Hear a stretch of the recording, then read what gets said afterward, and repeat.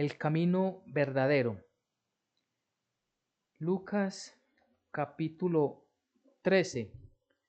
Vamos a leer los versículos, inicialmente vamos a leer del 22 al 30. Sigamos toda la lectura bíblica. Dice la palabra del Señor. Pasaba Jesús por ciudades y aldeas, enseñando y encaminándose a Jerusalén. Y alguien le dijo: Señor, ¿son pocos los que se salvan? Y él les dijo: Esforzaos a entrar por la puerta angosta, porque os digo que muchos procurarán entrar y no podrán. Después que el padre de familia se haya levantado y cerrado la puerta, y estando fuera empecéis a llamar a la puerta diciendo: Señor, Señor, ábrenos. Él respondiendo os dirá: No sé de dónde sois. Entonces comenzaréis a decir: Delante de ti hemos comido y bebido, y en nuestras plazas enseñaste. Pero os dirá: Os digo que no sé de dónde sois, apartaos de mí todos vosotros, hacedores de maldad. Allí será el llanto y el crujir de dientes, cuando veáis a Abraham, a Isaac y a Jacob, y a todos los profetas en el reino de Dios, y vosotros estáis excluidos. Porque vendrán del oriente y del occidente, del norte y del sur, y se sentarán a la mesa en el reino de Dios. Y he aquí, hay postreros que serán primeros y primeros que serán postreros. Amén y amén. Muy bien, este pasaje que tenemos el día de hoy, Lucas capítulo 13, lo conocemos como la puerta estrecha, pero este pasaje está, como todos, dentro de un contexto que debemos siempre mirar, siempre valorar, tener presente. Y es que este capítulo 13, el Señor Jesús viene enseñando acerca del arrepentimiento, acerca del camino verdadero. Y todo esto tiene una armonía completa, como toda la palabra de Dios tiene un hilo conductor, que a medida que vamos orando y profundizando en la palabra de Dios, estudiándola con mayor conciencia, vamos a ver cuánto tiene el Señor para mostrarnos y enseñarnos el día de hoy.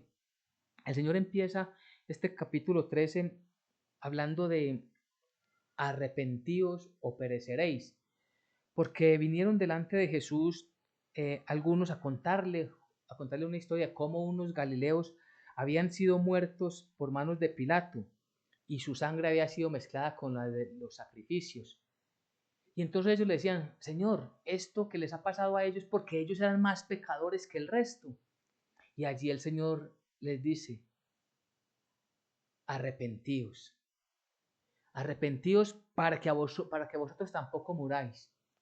Pero ese llamado al arrepentimiento, que era un imperativo, era una orden que se debía cumplir y que es para todos nosotros, ese llamado imperativo de que debemos escuchar y obedecer, estaba encaminado en que no perderían la vida hablando terrenalmente, sino la vida eterna. Y esto se lo dice el Señor diciendo: no penséis que ellos fueron más pecadores. Y lo que está diciendo es: piense cada uno de ustedes cómo está su vida delante del Señor.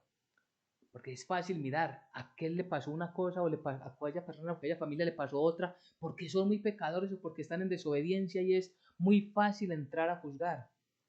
Pero ese llamado es a que cada uno de nosotros nos miremos y estemos dentro de ese arrepentimiento que el Señor está llamando y está invitando. Luego el Señor enseña acerca de la levadura, acerca de aquello que infla, aquello que daña el verdadero sentido de la palabra del Señor.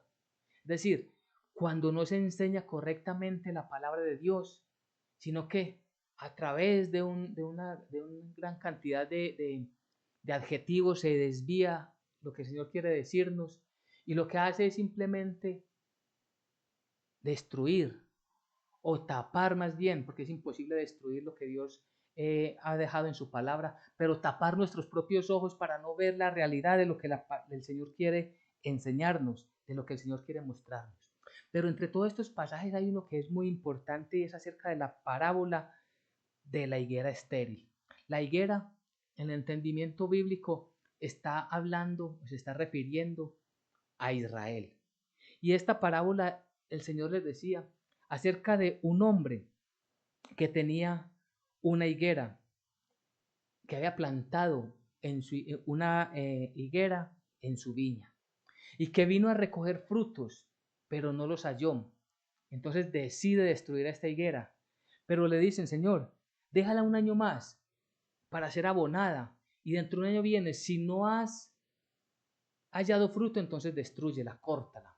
Y es muy importante porque estaba hablando puntualmente de Israel, pero también está hablando de los frutos que cada uno de nosotros debemos dar, de que nosotros debemos siempre estar preparados para cuando el Señor quiera tomar de nosotros algo que definitivamente le pertenece a Él, de tal forma que su nombre sea glorificado. ¿Y esto dónde puede darse? Esto puede darse en medio de una conversación en la cual nosotros podemos, a través de lo que estamos diciendo, glorificar a Dios. Dios está tomando algo de lo que le pertenece, pero si nosotros estamos en el mundo hablando como el mundo habla, entonces nos podría el Señor comparar como esa higuera estéril. Y sobre esto viene hablando el Señor hasta que llegamos al versículo 22 y dice, pasaba Jesús por ciudades y aldeas enseñando y encaminándose a Jerusalén. ¿Qué era lo que hacía Jesús? Jesús venía ya de regreso, camino a Jerusalén, donde él sabía, y ya lo estaba anunciando una, dos, tres veces, anunciaba que era necesario que el Hijo del Hombre fuera entregado en manos de pecadores. Venía anunciando todo el sufrimiento que debía padecer, cómo habría de morir, todo esto que él iba a vivir, cómo sería su muerte, pero también hablaba de su resurrección. Entonces él ya iba camino a cumplir todo lo que el Señor, el Padre Dios Todopoderoso, le había mandado. Él en una completa obediencia y sumisión al Padre Dios. Pero algo que es muy importante dice que él por todo camino y por toda aldea, por donde iba, por toda ciudad, iba enseñando. Y es muy interesante porque para nosotros, porque eso es algo que nosotros debemos de tomar como ejemplo. Por donde estemos pasando, por donde estemos viviendo, con quien estemos hablando, siempre debemos de estar ¿qué? Enseñando, testificando la palabra de Dios. Porque cuando dice que él estaba enseñando por los mismos pasajes bíblicos, sabemos que él no enseñaba según su propio criterio, sino conforme a la voluntad del Padre. Es decir, Jesús hablaba exactamente lo que el Padre Dios le había mandado. Lo que nos estaba diciendo allí cuando leemos esos pasajes es cómo Él, que es verdadero Dios y que era verdadero Dios por siempre será verdadero Dios, cómo Él viene y tomando, siendo como uno de nosotros, como hombre, se somete completamente a la voluntad del Padre. Eso era lo que Él estaba enseñando, lo que el Padre le había mandado. ¿Y nosotros qué debemos enseñar? Lo que Cristo Jesús nos ha mandado. Al enseñar el Evangelio de la salvación por gracia, a vivir testificando en nuestras familias, en el barrio, en donde estemos, en el trabajo, con los amigos, el Evangelio de la salvación por gracia. A eso estamos llamados nosotros y cada uno de nosotros, y cada uno en nuestro entorno en el que nos encontremos. Pero allí estando caminando alguien le dice, Señor, ¿son pocos los que se salvan? Y yo creo que es una pregunta que muchos podemos haber hecho, ¿cierto? O que quizás esta pregunta muchas veces la hemos escuchado. Son pocos los que se salvan. Y nosotros debemos de pensar primero es es la pregunta correcta. Porque el mundo normalmente dice, y esto sucedía también en el tiempo de Israel, allí en el tiempo de Jesús con Israel, ellos estaban pensando y diciendo, según su propio criterio, según sus propios juicios, quién se salvaría y quién no se salvaría. Para Israel como tal, para el pueblo judío, ellos pensaban que solamente ellos, los que habitaban en Jerusalén y sus alrededores, ellos serían salvos. Pero aquellos judíos que se habían pasado, que estaban los conocían como los samaritanos o los judíos publicanos, que ellos no se iban a salvar porque eran muy pecadores y que por eso no todo Israel se iba a salvar. Esto lo decían algunos rabinos, pero otro grupo de rabinos decía, no, de todas formas, no importa dónde está el israelita y no importa cómo esté su comportamiento, por ser hijos de Abraham, todos vamos a ser salvos. Algo muy similar a lo que sucede hoy. Aquellos que hablan de la salvación universal, el universalismo. No, es que todos vamos a ser salvos, no importa en quién crea, no importa su religión, no importa usted en quién tiene puesta su fe, todos vamos a ser salvos, todos vamos a ir al cielo, lo cual bíblicamente no es cierto. Y es que la palabra de Dios nos enseña quiénes realmente vamos a ser salvos. Y esto lo hemos leído una y otra vez, pero es necesario que lo guardemos, lo repitamos y lo tengamos siempre presente. Solamente los que tenemos puesta nuestra fe única y exclusivamente en Jesucristo, el Hijo del Dios viviente. Los que comprendamos que Él, Cristo Jesús, murió por nosotros en la cruz del Calvario, siendo el santo y totalmente justo, murió por los injustos y los pecadores como nosotros. Que por tal motivo, por tal obra, por tal acción hecha por Jesucristo, nosotros no iremos a un juicio. Y de esto habla la palabra de Dios hoy. Un juicio al final. Solamente los que creemos somos salvos. Los que no crean ya han sido condenados, dice la palabra de Dios. Entonces, es importante, ¿por qué? Si a nosotros alguien nos pregunta acerca de la salvación, nosotros, ¿qué vamos a responder? ¿Tenemos el conocimiento para explicarle a las personas qué dice la Biblia? ¿Qué es lo que la palabra de Dios enseña? ¿Qué es lo que Dios ha determinado? El único camino para ir al cielo.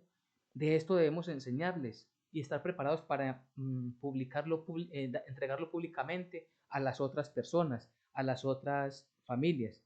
Pero miremos qué es lo que dice Jesús. Y Él les dijo, dice la palabra del Señor. Perdón.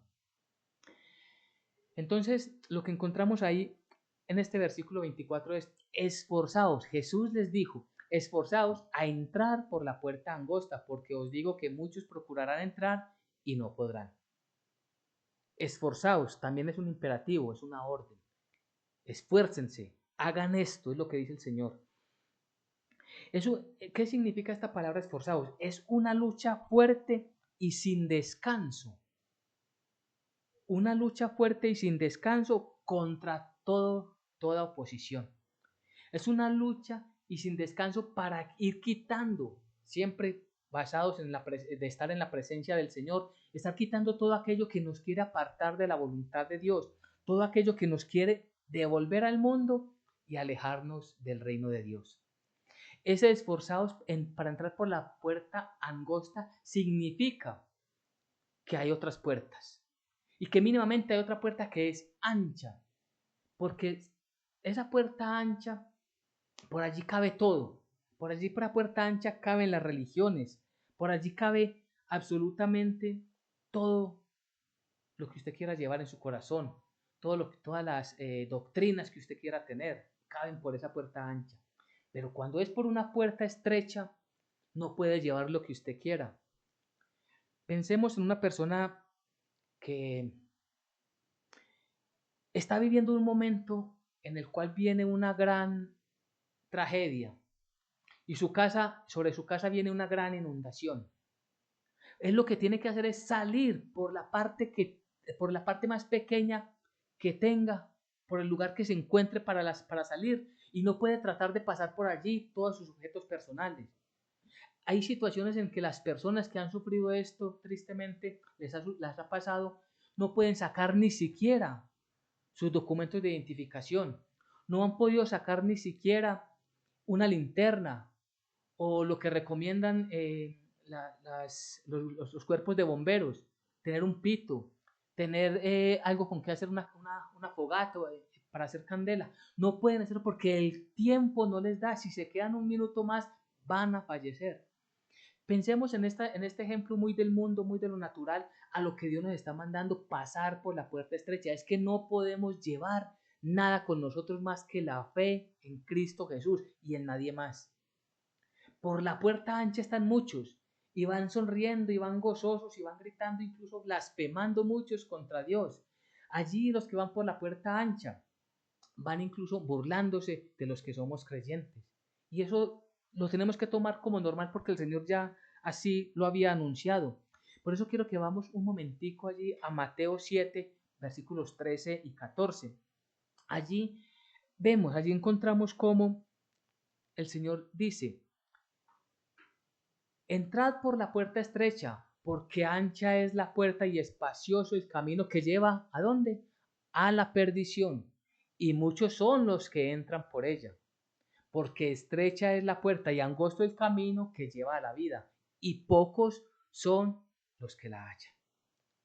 Pero entonces tengamos en mente los dos versículos, los dos pasajes, tanto el de Mateo 7, 13, 14 y el de Lucas capítulo 13, versículo 24.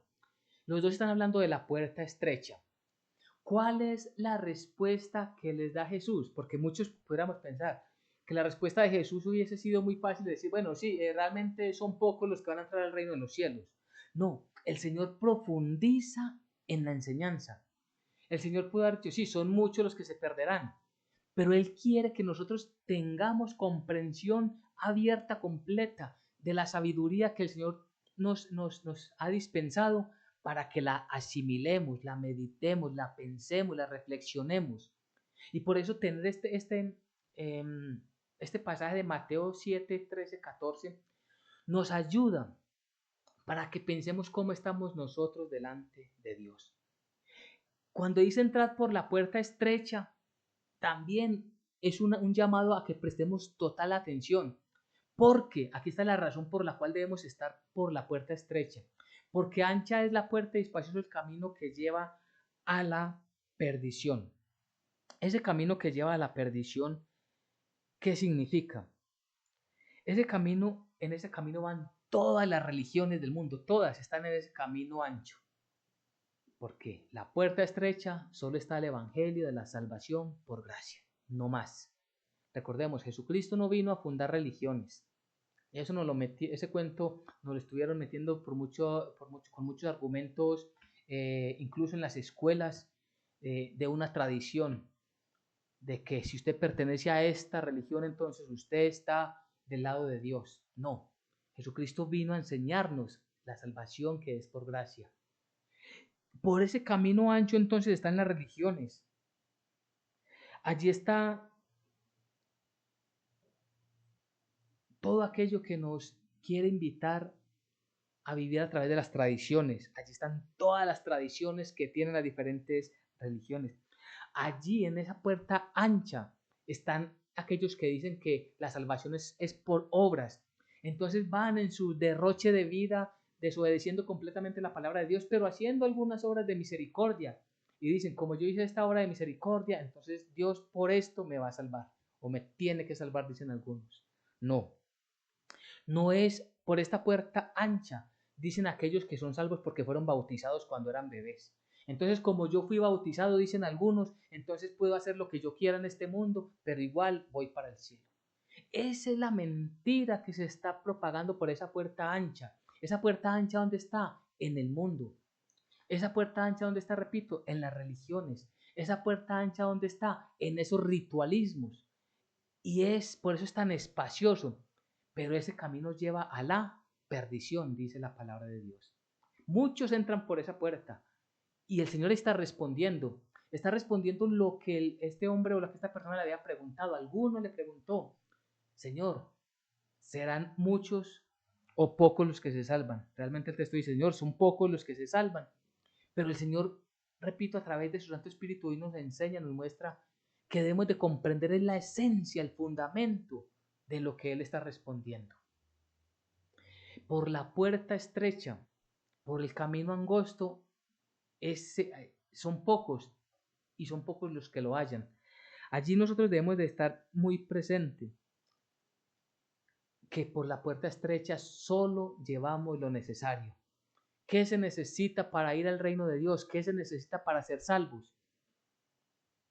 Sabemos que no es por obras, de una vez la desechamos. Sabemos que no es por religiones, solo la fe en Cristo Jesús como nuestro único Señor y Salvador. Lo otro nos va a estorbar, lo otro no cabe por esa puerta, lo otro no cabe por ese camino. Lo otro hay que dejarlo completamente fuera de nuestras vidas. Entonces podemos ir diciendo que o enfatizando que la salvación solo es por gracia, que nosotros tenemos que luchar, esforzarnos contra todo aquello que nos está impidiendo vivir en una verdadera fe en Cristo Jesús, contra todo aquello que quiere evitar que nosotros permanezcamos en Cristo Jesús. ¿Esto qué significa? Doblegar nuestro orgullo, quitar todo ese egocentrismo de nosotros, porque cuando nosotros pensamos, cuando nosotros meditamos, decimos, es que es solo por gracia, por la obra que Cristo Jesús hizo, entonces yo no tengo que hacer nada. Entonces, o sea, como que quisiéramos decir que la salvación es parte de Dios y parte de nosotros. Esto es lo que enseña la religión católica, lo cual es totalmente falso conforme a las escrituras. No es parte y parte, es solamente, exclusivamente por la obra de Jesucristo en la cruz del Calvario. Y es que aquí tenemos un tema que es muy importante. Dios aborrece el pecado. ¿Y qué pasa con el hombre? El hombre ama el pecado por naturaleza. Nosotros estamos ahí en nuestro cuerpo, en nuestros deseos, en nuestra carne, como dice la palabra de Dios, siempre buscando complacer los deseos de nuestra carne, lo que nosotros creemos que satisface y que nos da gozo en nuestra vida. Dios aborrece el pecado y nosotros amamos el pecado. Entonces, empezar a dejar todo aquello y doblegar todo aquello que puede golpear duro nuestro orgullo, nuestra vanidad, nuestra manera de vivir, nuestros amigos, porque tenemos que tomar decisiones para abandonar ese camino. Porque si estamos por el camino, por la puerta ancha, y el Señor con toda su misericordia nos da la sabiduría y nos está diciendo, sálganse de ese camino y vayan por el camino angosto, pues ¿qué lo queremos hacer? Pues venirnos con nuestras familias, que nuestras familias salgan también de ese camino ancho, de esa puerta ancha, de ese camino ancho, que se vengan con nosotros. Y también le decimos a nuestros amigos que se vengan, pero si ellos, sea nuestra familia, sean nuestros amigos, no se quieren apartar de ese camino ancho, pues ellos seguirán, porque van camino a la perdición, pero nosotros nos debemos de venir, nos tenemos que ir inmediatamente al camino estrecho. Desde aquí hacemos las obras que Dios ha preparado desde antes de los tiempos para que hagamos. Estando en el camino estrecho, seguimos haciendo la obra, claro, por donde estemos y cuando nos encontremos con nuestras familias, nuevamente los invitamos a que escuchen el Evangelio de la salvación por gracia, pero no nos unimos a sus deleites que son pecado.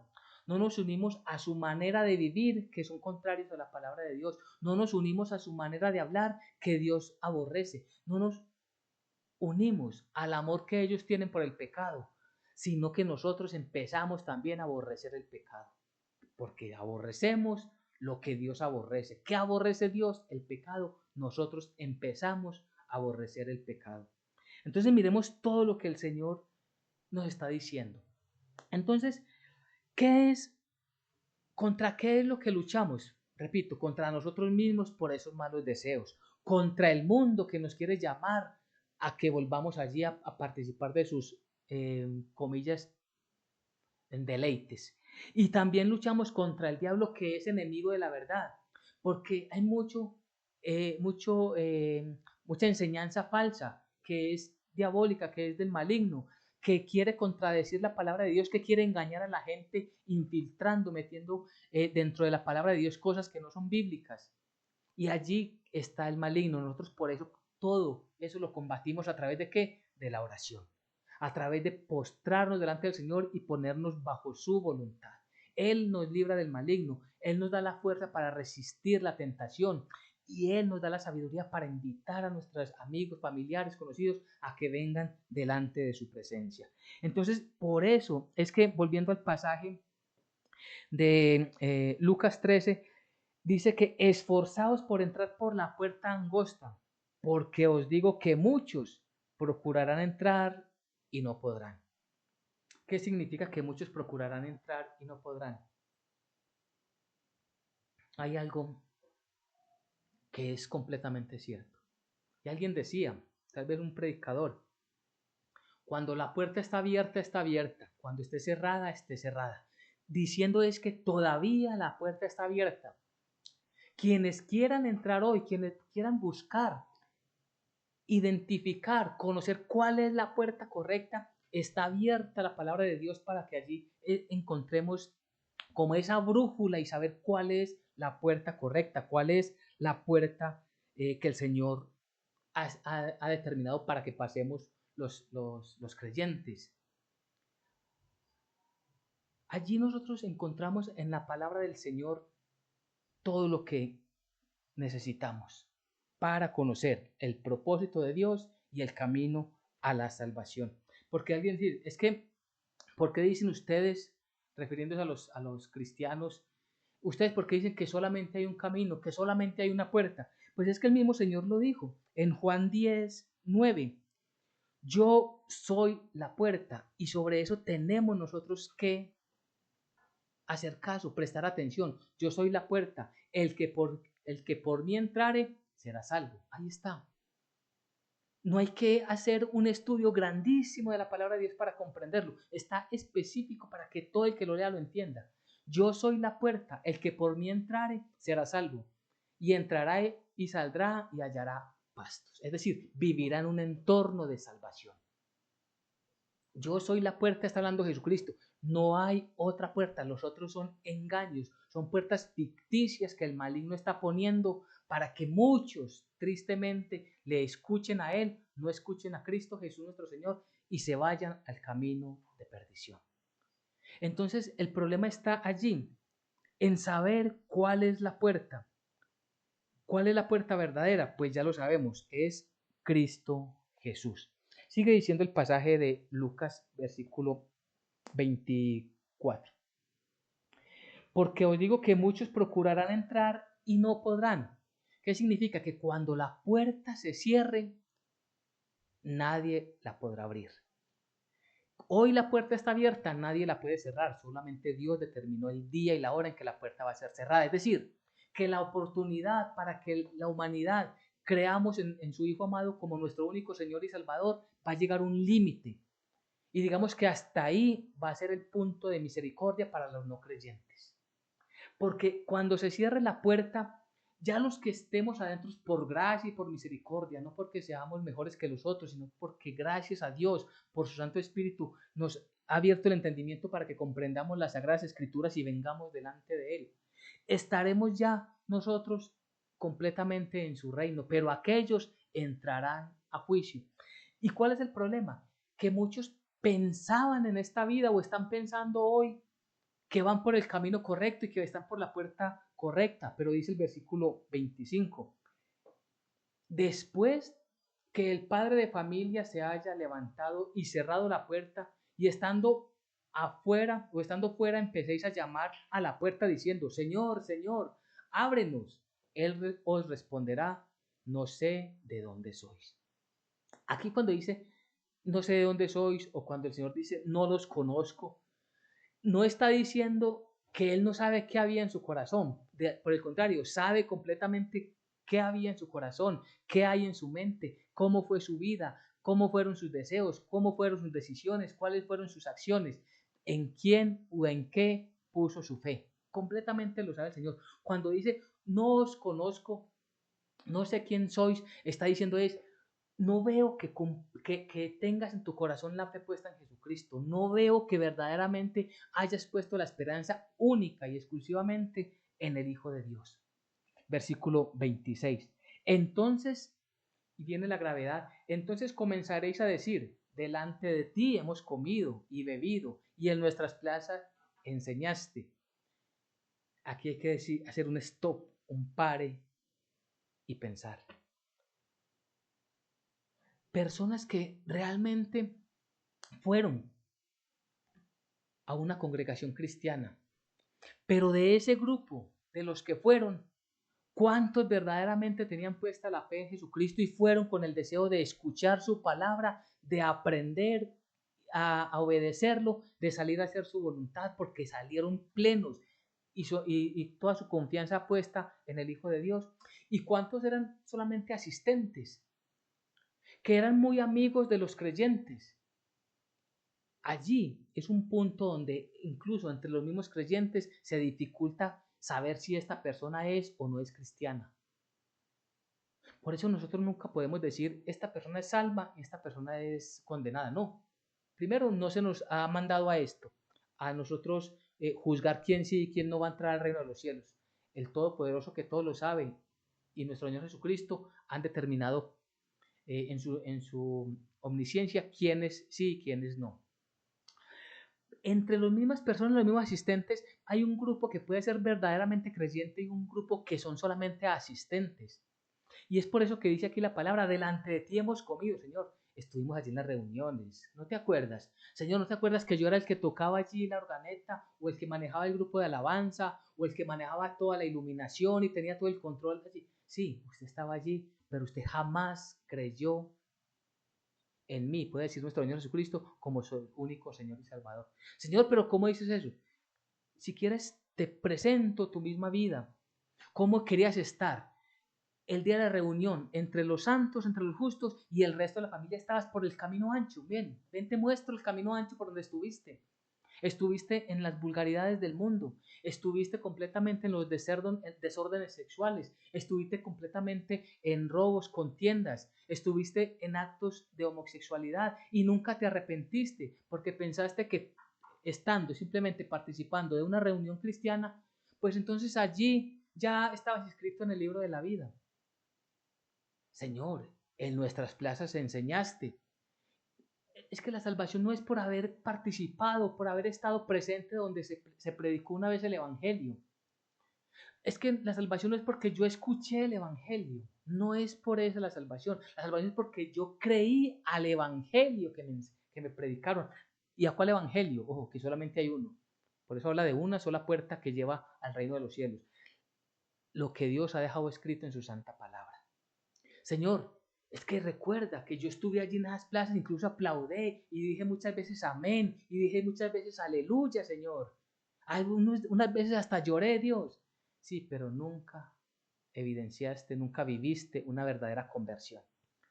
Y eso se evidencia ¿cómo? En una regeneración, en un cambio de vida. Lo hemos visto a través del Evangelio de Juan, cuando estuvo hablando allí con Nicodemo. El que no naciere de nuevo.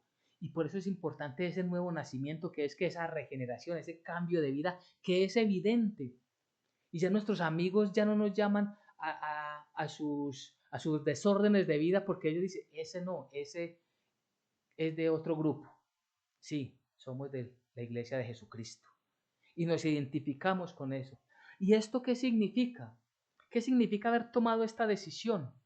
Claro, que como ya estamos apartados de ese camino amplio, de ese camino ancho, sufrimos, porque nuestra carne quiere estar en fiestas, donde hay desorden de licores, donde hay desórdenes en vicios, en drogadicción, donde hay una música que incluso mucha gente escucha una música y la repite con sus labios, yo no sé si dándose cuenta o no, donde blasfeman contra Dios, donde estos grandes artistas en sus canciones están allí, en algunas frases, levantándose contra Dios.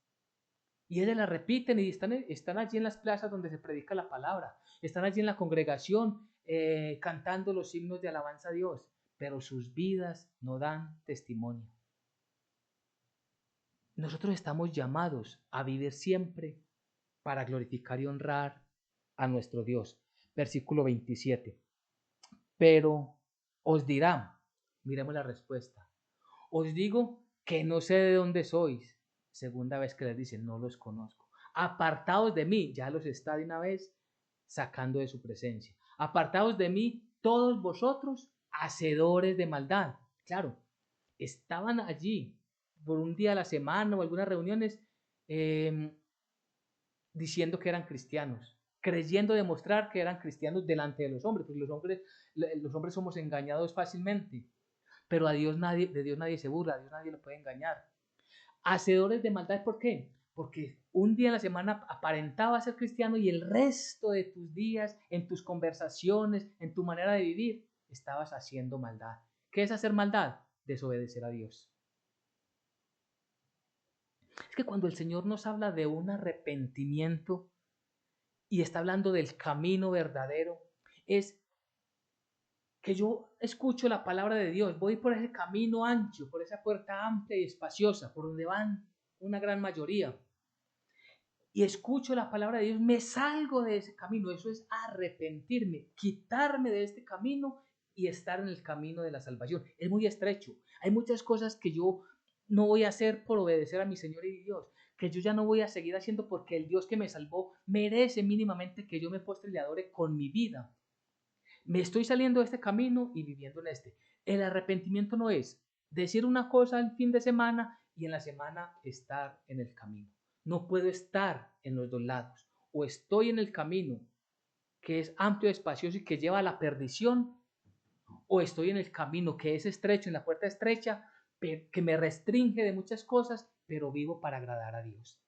Ahora, aquí alguien puede estarse preguntando, pero bueno, insistimos mucho en que la salvación es por gracia y ahora me está diciendo que mis obras me llevan por el camino a la salvación. Ojo, cuidado, la salvación es solo por gracia. Lo que identifica que yo estoy en la gracia del Señor es las cosas que hago. No para que Él me salve, sino que las hago porque Él ya me salvó. Porque Él ya me salvó, porque Él me limpió con la santa sangre de Jesús, yo no me volveré a ensuciar. Eso me identifica como creyente. Eso me identifica que yo verdaderamente estoy experimentando ese cambio de vida. Versículo 28. Allí será el llanto y aquí viene el juicio.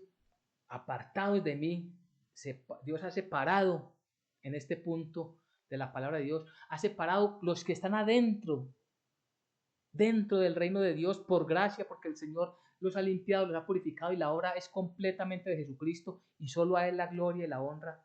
Y los que estuvieron afuera, los que por momentos llegaban, estaban cerquita del camino de Dios, pero volvían al camino amplio y espacioso. Los que de pronto leían por allí la palabra cuando tenían algún problemita, pero yo oro, busco a Dios así de momento y ya se me apaga el incendio y vuelvo al camino. Pues se cierra la puerta y no hay quien la abra. Es imposible volverla a abrir. Allí será el llanto y el crujir de dientes, juicio. Cuando veáis a Abraham, a Isaac y Jacob, importante, y a todos los profetas en el reino de Dios y vosotros estéis excluidos. Es decir, desde afuera los no creyentes verán la salvación que Dios ha otorgado a cientos de personas, cientos, miles y millones de personas. Que Dios ha salvado por gracia, sí, pero allí comprenderán que eran distintos los caminos. Y es que yo conocí a esta persona que está ahí así, por eso está hablando de Abraham, de Isaac y de Jacob. ¿Quién de los judíos, de los israelitas no conoce a Abraham, Isaac y Jacob? No por conocerlos, no porque eran descendientes de Abraham, serán salvos por ser descendientes de Abraham, sino por tener la fe que tuvo Abraham. Esa es la enseñanza de la fe de Abraham. Nosotros somos hijos de Abraham por la fe, no en la carne. Es decir, estamos basados en la fe que es en Cristo Jesús. Y vosotros seáis excluidos, versículo 29. Porque vendrán, miremos esto que tan hermoso, porque vendrán del oriente y del occidente y del norte y del sur y se sentarán a la mesa del reino de Dios. ¿Qué está mostrando aquí? Que por esa puerta estrecha fueron muchas las personas que pasaron de todos los lugares del mundo, del occidente, del norte, del sur, del oriente. ¿Qué está diciendo? El llamado es para todas las naciones del mundo. ¿Que todos vendrán? Bíblicamente sabemos que no, tristemente.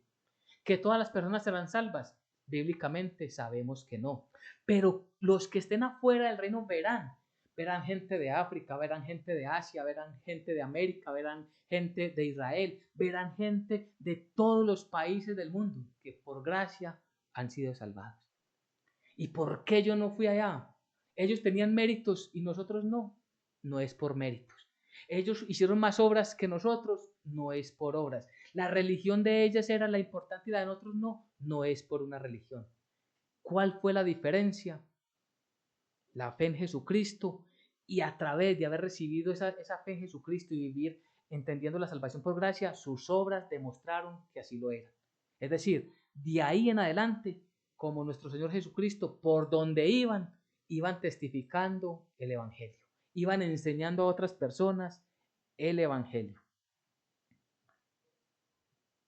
Versículo 30. Y aquí, os postreros, hay postreros que serán primeros y primeros que serán postreros. Los últimos serán los primeros. Claro, ¿quiénes somos los últimos? Nosotros, los que no éramos israelitas. Los primeros eran los israelitas y van a ser los últimos en entrar. Cuando terminemos de entrar los gentiles, esto lo encontramos en el libro de Romanos, capítulos 9, 10 y 11. Cuando terminemos de entrar los gentiles, los que no nacimos en Israel, los que no somos por descendientes de Abraham en la carne, vamos a entrar nosotros que hemos sido llamados, hemos escuchado, hemos comprendido y tenemos la fe puesta en Jesucristo, vamos a entrar. Luego entrará un remanente de Israel, se cierra la puerta y luego vendrá el juicio para las otras personas, el llanto y el crujir de dientes, que es lo que nos dice la palabra del Señor. Pensemos en una enfermedad dolorosa, pensemos en un sufrimiento que nunca se acaba. Eso va a suceder allí. Y el llamado es a aquellas personas que son tibias en la fe de Jesucristo. Recordemos lo que dice Apocalipsis, allí en el capítulo 2 y 3, cuando habla de las 7 iglesias. Tengo contra ti que no sos ni tibio, ni fríos, ni calientes, sino tibios. Porque esos tibios creen que están bien con todos, creen que están bien con Dios y que están bien con el mundo, y están ahí, cuidado. Nada ni nadie puede salvar sino Cristo Jesús. Entonces, para resumir, ¿qué es lo que dice el Señor? ¿Qué nos enseña la santa palabra de Dios? Primero habla del arrepentimiento. Salir del camino malo, del camino amplio y espacioso que lleva a la perdición.